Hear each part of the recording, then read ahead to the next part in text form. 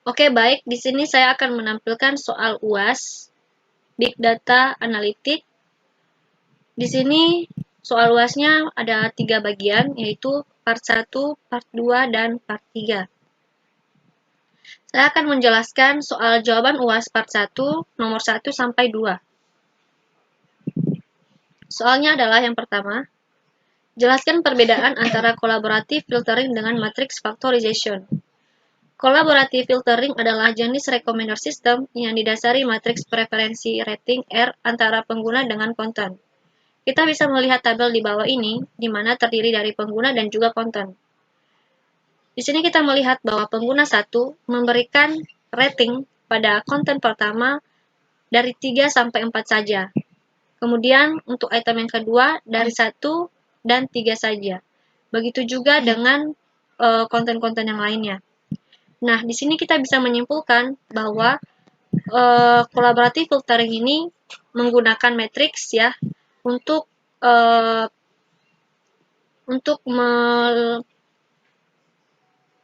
menggunakan rating untuk melihat apa yang disukai oleh pengguna. Dengan begitu mereka lebih mudah merekomendasikan produk yang lain kepada pengguna tersebut.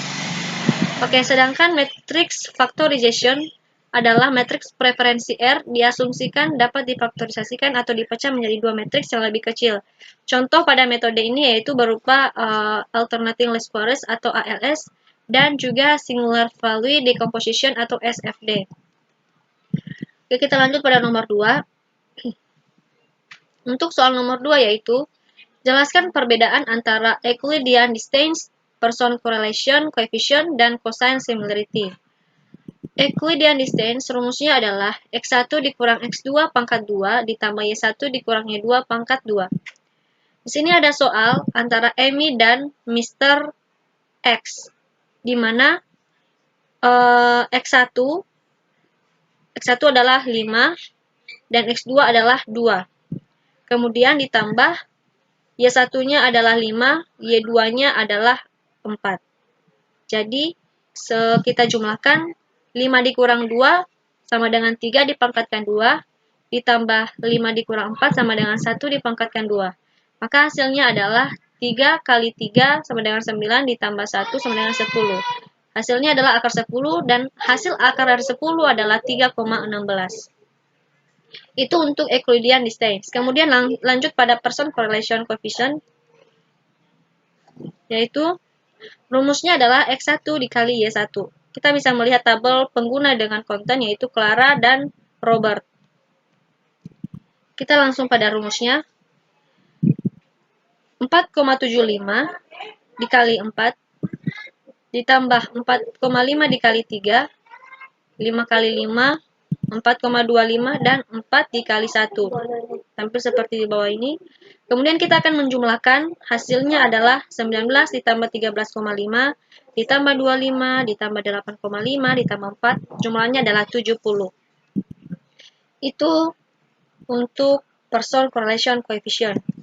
Sedangkan lanjut pada yang terakhir yaitu cosine similarity. Cosine similarity memiliki rumus ya, yaitu untuk pencarian cos yaitu sama dengan X dikali Y per X dikali Y. Kemudian kita bisa melihat ya tabel penggunanya di bawah seperti di bawah ini, penggunanya Clara dan Robert dan juga kontennya. Langsung kita masuk pada rumus. Langkah yang pertama adalah kita akan menjumlahkan nilai dari nilai X dan juga nilai Y. Nilai X-nya itu adalah sebagai Clara, yaitu 4,75, 4,5, 5, 4,25, 4, seperti di bawah ini.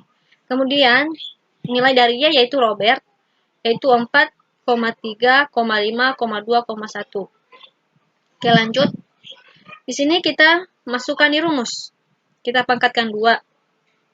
Di mana X yaitu sebagai Clara, 4,75 dipangkatkan 2, kemudian ditambah 4,5 dipangkatkan 2, ditambah 5 pangkat 2, ditambah 4,25 pangkat 2, ditambah 4 pangkat 2. Sama dengan hasil dari keseluruhan X adalah akar 101,875. Jadi hasil dari akar itu bernilai 10,09. Oke, lanjut pada Y, yaitu 4 pangkat 2, 3 pangkat 2, ditambah 5 pangkat 2, ditambah 2 pangkat 2, ditambah 1 pangkat 2. Hasilnya adalah akar 55. Sama dengan nilai dari akar 55 adalah 7.416. Langkah yang terakhir adalah kita akan mengkalikan nilai X dan Y, yaitu 4,75 dikali 4, kemudian 45 kali 3, kemudian 5 kali 5, tambah 4,25 kali 2, ditambah 4 kali 1. Hasilnya, hasil keseluruhannya adalah 70. Sekarang kita masuk untuk mencari nilai cos-nya. Seperti di bawah ini, rumusnya adalah cos X, Y sama dengan nilai keseluruhan X kali Y adalah 70, masukkan ke rumus 70 per nilai dari X dalam akar yaitu 10,093 dikali nilai Y di dalam akar 7,416 sama dengan 70 per hasil perkalian 10,093 dikali 7,416 adalah 74,85. Jadi 70 dibagi 74,85 sama dengan 0,935. Jadi hasilnya adalah 0,935. Oke, untuk yang nomor 3 dilanjut oleh kawan kami Amel. Di sini saya Melinda Sari.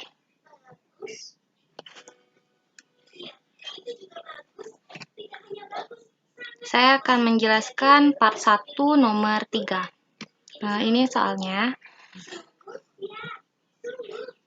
Jelaskan perbedaan antara implicit rating dan explicit rating dan jelaskan kekurangan dan kelebihan dari dua metode ini. Yaitu jawabannya, peringkat eksplisit adalah ketika pengguna dirinya secara eksplisit menilai item tersebut. Salah satu contohnya adalah rating jempol ke atas atau jempol ke bawah pada situs seperti Pandora dan YouTube.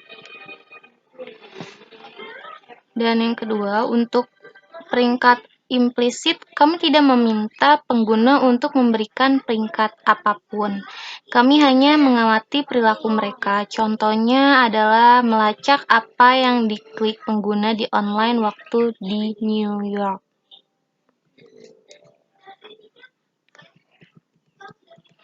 Nah, di sini ada kekurangan eksplisit, yaitu yang pertama, orang malas dan tidak menilai item. Yang kedua, orang mungkin berbohong atau hanya memberikan sebagian informasi. Yang ketiga, orang tidak memperbarui peringkat mereka. Nah, di sini juga ada kelebihan eksplisitnya, yaitu yang pertama, mudah dalam memberikan recommendation yang dapat dilacak melalui ratings yang diberikan oleh pengguna. Dan yang kedua, mudah mengetahui ratings yang diberikan oleh pengguna. Di sini juga ada kekurangan implisit, yaitu tidak dapat mengetahui berapa ratings yang diberikan pengguna. Dan kelebihan implisitnya, yaitu menggunakan riwayat pencarian sebagai peringkat implisit untuk mendeteksi apa yang disukai seseorang.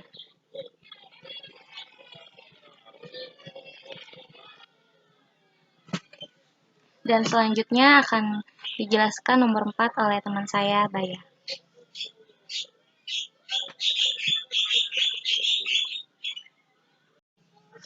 Saya Siti Nurbayanti. Di sini saya akan melanjutkan part 1 nomor 4 dan nomor 5. Dan ini adalah soalnya. Di sini soal nomor 4, jelaskan apa yang dimaksud dengan matrix factorization. Matrix factorization adalah penguraian suatu matriks menjadi beberapa buah matriks. Jika dimensi matriks preferensi matriks A dan matriks B, maka matriks A dikalikan dengan matriks B, maka hasil faktorisasinya adalah matriks C dengan dimensi A kali B dan matriks C dengan dimensi B kali C.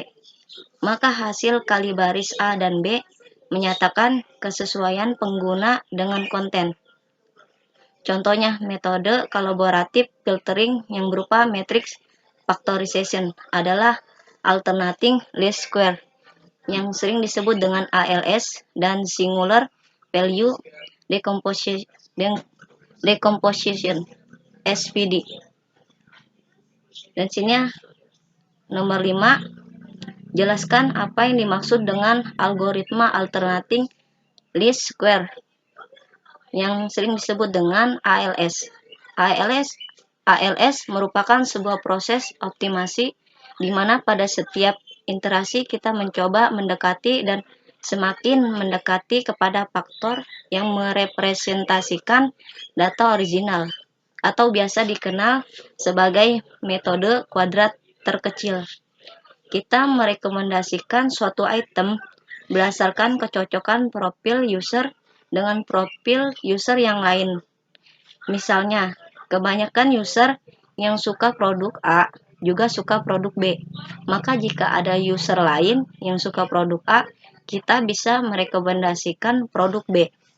Contohnya, ketika kita buka aplikasi Amazon, ketika kita mencari produk berupa film yang berbau teknologi, kemudian mengklik tombol suka itu dengan lambang jempol, maka sistemnya akan lebih mudah mengetahui produk apa yang kita suka dan kemudian memberikan rekomendasi produk lain yang berbasis teknologi.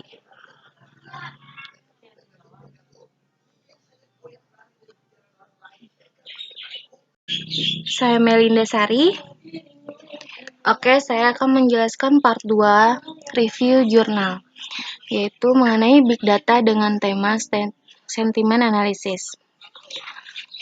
Dan saya akan menjelaskan jurnal menggunakan algoritma big data dan menggunakan tool seperti Hadoop. Dan di sini ada soalnya nomor 1. Saya menjelaskan tema dari jurnal yang saya review. Dan ini dia temanya, sentimen analisis berbasis big data, sentimen analisis based big data. Sentimen analisis adalah studi komputasi mengenai sikap, emosi, pendapat, penilaian, pandangan dari sekumpulan teks yang fokusnya adalah mengekstraksi, mengidentifikasi, atau menemukan karakteristik sentimen dalam unit teks menggunakan metode NLP, yaitu Natural Language Processing.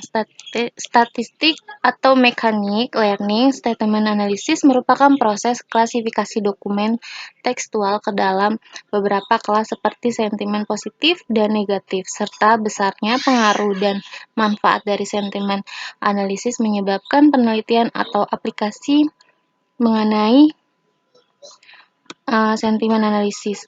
Saat ini perkembangan penelitian sentimen analisis mempunyai perkembangan yang sangat pesat, bahkan di Amerika lebih dari 20-30 perusahaan memfokuskan pada layanan sentimen analisis. Pada dasarnya, sentimen analisis merupakan klasifikasi, namun dalam implementasinya tidak mudah karena seperti proses klasifikasi biasa dikarenakan terkait penggunaan bahasa di mana pendapat ambigu dalam penggunaan kata, tidak adanya intonasi dalam sebuah teks, dan usaha seperti melakukan analisa tentang sebuah produk yang dapat dilakukan secara cepat, serta digunakan sebagai alat bantu untuk melihat respon konsumen terhadap produk tersebut, sehingga dapat membuat langkah-langkah strategis pada tahapan-tahapan berikutnya. Saat ini, proses pengolahan data baik dalam sistem pemerintah maupun perusahaan swasta sudah menggunakan data center, dan setiap bidang atau unit kerja sudah mempunyai data center, dan hampir semuanya sudah terhubung antar satu dengan yang lainnya. Dan setiap hari datanya akan semakin bertambah dan semakin banyak variasi data yang disimpan, serta jumlah transaksi data yang semakin besar, maka diperlukan perangkat komputer yang sangat mahal dan membutuhkan tenaga IT yang sangat baik untuk mengoperasikannya. Untuk itu diperlukan proses analisa big data yang dalam pengertiannya sebagai pemecahan masalah ketika teknologi lama dibagi lagi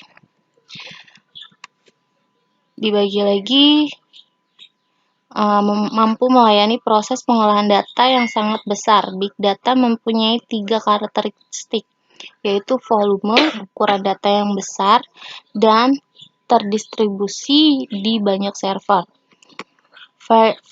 Variety tipe data bervariasi dari data terstruktur hingga dari tidak strukturi, dan velocity, jumlah transaksi data yang lebih besar sehingga perubahan ukuran data juga akan semakin besar. Prinsip kerja big data yaitu tidak membuang atau menghapus sebuah data dikarenakan data tersebut menjadi penting dalam pengukuran waktu proses data secara real time dan mampu mengekstraksi dan transformasi sebuah data tanpa terhapus data awalnya. Oke, dan nomor 2 akan dijelaskan oleh teman saya, Siti Nurbayanti.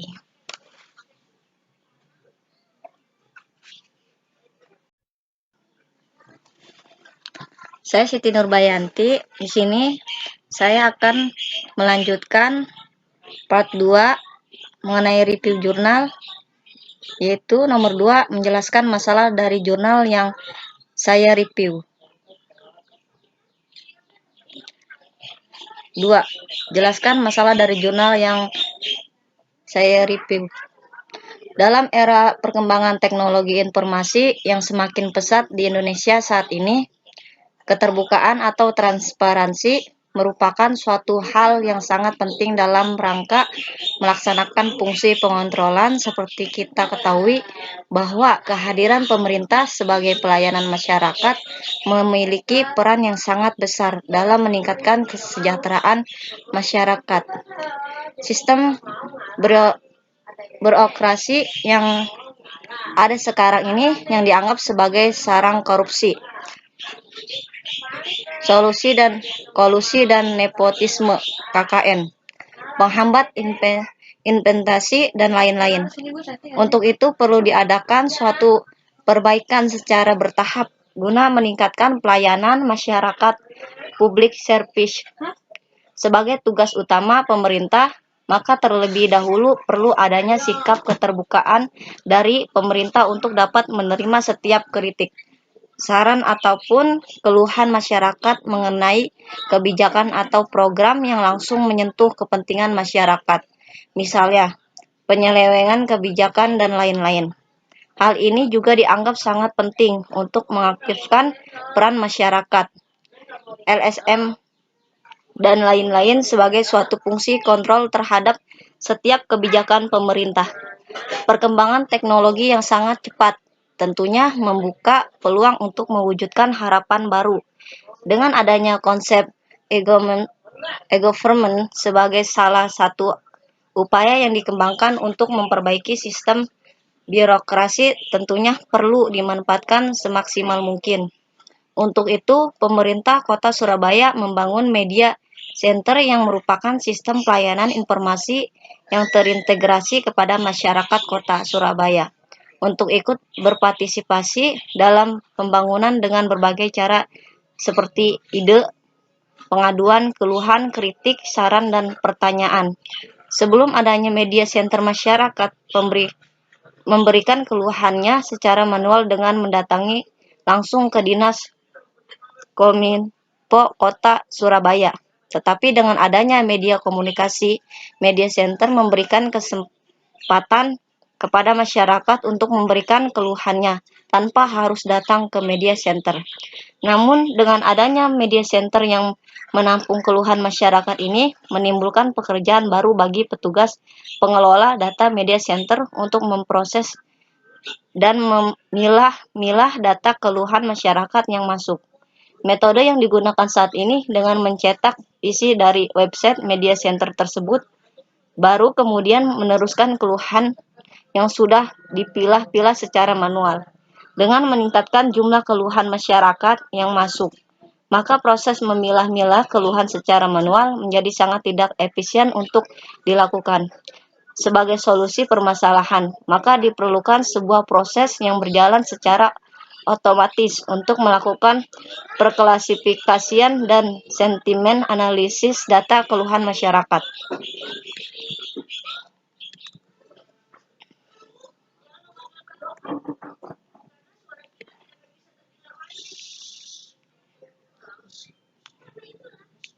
Sebagai solusi permasalahan, maka diperlukan sebuah proses yang berjalan secara otomatis untuk melakukan perklasifikasian dan sentimen analisis data keluhan masyarakat yang masuk. Manfaat sentimen analisis sangat penting untuk mengetahui sejauh mana data keluhan masyarakat terhadap pembangunan serta digunakan sebagai alat bantu untuk melihat respon masyarakat terhadap pembangunan Kota Surabaya. Mengingat jumlah data keluhan yang masuk begitu besar, maka diperlukan sebuah proses analisis data yang mampu menangani hal ini.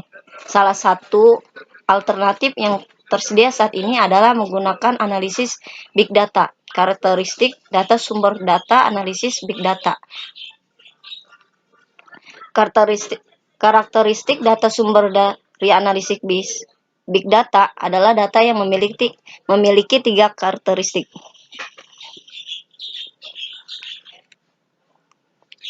Yang memiliki 3 karakteristik, yaitu volume, ukuran data yang besar, variety, tipe datanya bervariasi dari data tidak terstruktur dan data terstruktur, dan velocity, transaksi data dalam jumlah yang besar. Ini sesuai sekali dengan profil dari data website Media Center Pemkot Surabaya.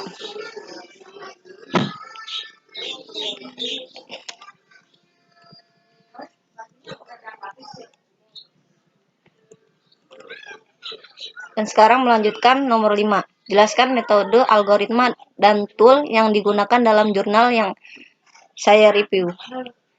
Dengan menggunakan metode algoritma, yaitu akuisisi data. Pada tahapan awal ini, data yang diakuisisi atau dikumpulkan dari situs jejaringan sosial, Twitter, dan Facebook yang terhubung langsung melalui API, Application Programming Interface, dan menambahkan proses deteksi bahasa untuk mendapatkan data atau dokumen yang berbahasa Indonesia. Di sini ada pre-processing. Pada tahapan ini, dokumen diakuisisi kemudian dimasukkan ke dalam sistem. Dalam proses pre-processing ada beberapa tahapan, yaitu di sini ada cleaning, tahapan atau proses pembersihan dokumen teks yang masuk dari kata-kata yang tidak diperlukan untuk mengurangi noise pada proses klasifikasi seperti karakter, HTML, kata kunci, icon, hashtag, dan lain-lain. Di sini ada case folding, tahapan atau proses untuk menyeragamkan bentuk huruf serta menghilangkan tanda baca. Untuk penelitian ini hanya menerima huruf Latin A sampai Z. Dan di sini ada parsing, tahapan atau proses membagi atau memecahkan dokumen menjadi sebuah kata dengan melakukan analisis terhadap kumpulan kata dengan memisahkan kata tersebut dan menentukan struktur sintaksis dari tiap kata tersebut. Dan di sini ada filter, tahapan untuk memilih data pada Twitter dan Facebook yang berbahasa Indonesia saja. Dan apabila ditemui kata berbahasa Indonesia tidak baku, maka diganti dengan sinonimnya berupa kata baku yang sesuai dengan Kamus Besar Bahasa Indonesia KBBI.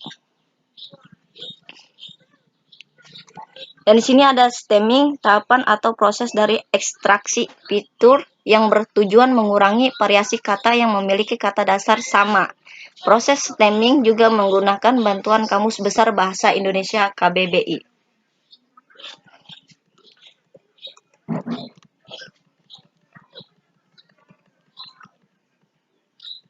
Di sini menggunakan metode tool Hadoop. Hadoop merupakan sebuah software framework teknologi terbaru berbasis Java dan sangat mudah didapatkan karena Hadoop merupakan software open source. Hadoop diciptakan untuk pengolahan data yang sangat besar hingga petabyte, di mana pengolahan data-data tersebut dilakukan dengan cara mendistribusikan data-data tersebut ke dalam beberapa komputer yang telah di-cluster dan komputer-komputer tersebut terhubung satu dengan yang lainnya. Dalam perancangannya terdapat bagian seperti Common Hadoop yang fungsinya untuk menyediakan akses ke file system, dan Common Hadoop berisi paket file dan script yang dibutuhkan Hadoop untuk memulai pekerjaannya. Paket ini menyediakan kode sumber, dokumen, dan bagian kontribusi yang cakupannya sangat besar, dan waktu penjadwalan kerja yang efektif. File system Hadoop harus kompatibel karena wajib memberikan lokasi jaringan yang dipakai agar node dapat bekerja. Salah satu contoh ketika klaster Hadoop kecil yang di dalamnya terdapat sebuah master node dan beberapa node untuk bekerja, atau lebih dikenal dengan slave node. Master node terdiri dari beberapa bagian, yaitu job tracker, task tracker, name node, dan data node. Node untuk bekerja terdiri dari data node dan task tracker, walaupun hanya untuk mendapatkan pekerjaan node data, dan hanya pekerja node. Oke, baik, saya akan melanjutkan part 2 nomor 4. Jelaskan kesimpulan dalam jurnal yang Anda review. Dari hasil perancangan, pengujian, dan pembahasan di atas, maka dapat disimpulkan yang pertama, analisa terhadap setiap keluhan yang masuk ke media center Sapa Warga Kota Surabaya dapat diklasifikasikan menggunakan metode klasifikasi supervektor mesin untuk mendapatkan nilai, sehingga diketahui polaritas keluhan yang masuk yang dapat menjadi acuan dan masukan yang bernilai untuk tim media center dalam mengelola dan meningkatkan pelayanan terhadap masyarakat. Yang kedua, keakuratan klasifikasi akan semakin tinggi apabila data latih yang dipergunakan semakin banyak, tetapi tidak menutup kemungkinan jika kata-kata yang masuk bermakna ganda atau mengalami pembiasan, maka akan mengurangi pembiasan. Yang ketiga, HDFS sangat penting dalam penyimpanan pengelolaan data yang besar, karena data tidak bias dihapus dan dapat dijalankan secara real time, sehingga data yang lama dapat ditemukan kembali dalam waktu yang relatif singkat.